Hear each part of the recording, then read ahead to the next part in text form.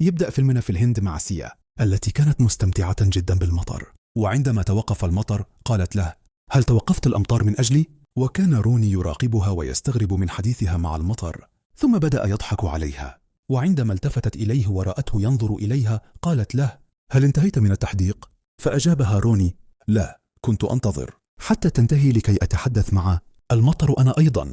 ثم أخذ يسخر منها ويقول إنها مجنونة، فقالت له: حسنا، اخرج من هنا. وقبل أن يغادر ضغط السائق على المكابح فجأة، فسقط روني عليها دون قصد واحتضنته بالخطأ. للحظة نسي روني نفسه، لكنها أبعدت يده بسرعة ثم ذهبت لتجلس بجانب والدتها. بعد ذلك نزل روني في المحطة ورأى سيا داخل القطار، وعندما انتبهت له أرسل لها قبلة في الهواء، فابتسمت له وضحكت، ثم نزلت من القطار وقالت: هل تظن أنني سأقع في حبك أم ماذا؟ فأجابها بثقة: نعم، ستحبينني. فما زلنا في البداية. وبالفعل بدأت سيا تشعر بالإعجاب به، لكنها غادرت المكان. في المحطة كان هناك رجل يدعى راجو، وقد رأى سيا وأعجب بها، وكان راجو زعيم عصابة خطير. قرر روني العودة إلى القطار مرة أخرى من أجل سيا، لكن القطار بدأ بالتحرك، وفجأة قالت سيا: يبدو أن والدي نزل من القطار ولم يعد بعد. فنزل روني بسرعة ليبحث عنه، لكن اتضح أن والدها ما زال داخل القطار.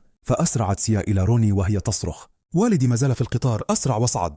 ركض روني بأقصى سرعة، لكنه تعثر وسقط على الأرض، وللأسف لم يتمكن من اللحاق بالقطار. فشعر الاثنان بالحزن لأنهما لن يريا بعضهما مجددا. بعد ذلك ذهب راجو إلى مدرسة الشاولين الخاصة بتعليم الفنون القتالية، حيث قابل والده الذي كان المعلم الرئيسي للمدرسة. وفي اليوم التالي وصل روني إلى المدرسة نفسها، وعندما دخل كان الطلاب يتدربون على اليوغا مع المعلم، لكن روني قاطع التدريب وقال للمعلم: لدي رسالة لك من والدي. واتضح أن والد روني كان صديقا قديما للمعلم، وكانت الرسالة تقول: إذا كنت تقرأ هذه الرسالة الآن فهذا يعني أنني قد مت. كما أوصى الأب المعلم بالعناية بروني لأنه شاب متهور لا يهتم إلا بالقتال، وقال إنه يخشى عليه بعد موته، ويريد من المعلم أن يساعده ليصبح إنسانا أفضل. بعد أن قرأ المعلم الرسالة تعرف على روني وسأله عن عمره، فأجاب روني بأنه يبلغ 23 عاما، فقال المعلم إنه يبلغ 63 عاما، لكن روني سخر منه، فقال المعلم: يبدو أنك تحب المشاكل. فأجابه روني: أي شخص يقف في طريقي أكسر عظامه. فأمسكه المعلم فورا وأسقطه أرضا أمام الطلاب، مما أحرج روني بشدة. نهض روني وقال: أنا لا أضرب كبار السن. فقال المعلم: حاول إذن. وقبل أن يرد روني أمسكه المعلم مجددا وأسقطه على الأرض، ثم قال له: اذهب إلى غرفتك ونم بعد أن أنام، واستيقظ بعد أن أستيقظ. ذهب روني إلى غرفته، وهناك قابل رامن الذي أخذه ليريه المكان، كما تعرف على طفل صغير يدعى سيبا. لاحظ روني أن الغرفة فارغة تماما ولا تحتوي على أي وسيلة للراحة، فالسرير مجرد قطعة قماش على الأرض، ولا يوجد تكييف أو ثلاجة. فسأل رامن: ألا يوجد طعام هنا؟ فأجابه رامن: بل أنت من سيقوم بإعداد الطعام للطلاب، لأن الجميع مشاركون في سباق القوارب. ثم نشاهد سباق القوارب، وكان راجو من المشاركين فيه، بينما كانت سيا ضمن الحضور وتشجع المتسابقين. وعندما رآها راجو ازداد حماسه وركز بشدة ليلفت انتباهها، وبالفعل فاز بالسباق. لكن راجو رفض الذهاب لاستلام الكأس لأنه كان يبحث عن سيا، إلا أنها كانت قد غادرت إلى المدينة. وفي تلك اللحظة كان روني يحمل طعام الطلاب الذي أعده، ومر بجانبها دون أن يلاحظ أي منهما الآخر. ثم بدأت الأمطار تهطل مجددا، فشعرت سيا بسعادة كبيرة. وفي تلك اللحظة رآها روني فتوجه إليها، فقالت له: أنت مجددا؟ هل تعلم أنني كنت حزينة جدا لأنني جعلتك تنزل من القطار ويغادر دونك؟ فقال روني: في الحقيقة كنت أنوي ترك القطار أصلا. فما فائدة ركوب قطار لا توجد فيه فتاة جميلة؟ فضحكت سيا وغادرت، لكنه تبعها وقال: أليس لديك شيء تفعليه سوى الاستمتاع بالمطر؟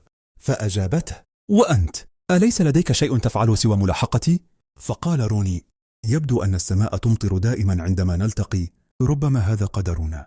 ثم أشار إلى منارة قريبة وقال لها: تعالي لنذهب إلى هناك. لكن المطر توقف فجأة، فقال لها: إذا كان مقدرا لنا أن نلتقي مجددا فسنلتقي عندما يهطل المطر مرة أخرى.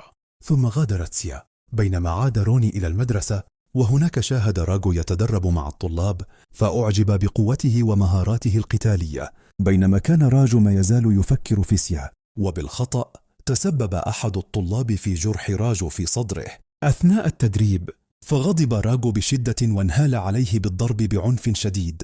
وقبل أن ينهي عليه تدخل المعلمة وأمر الجميع بالذهاب للنوم، لكن روني لم ينم بل خرج مع رام ليسهر ويشرب الخمر.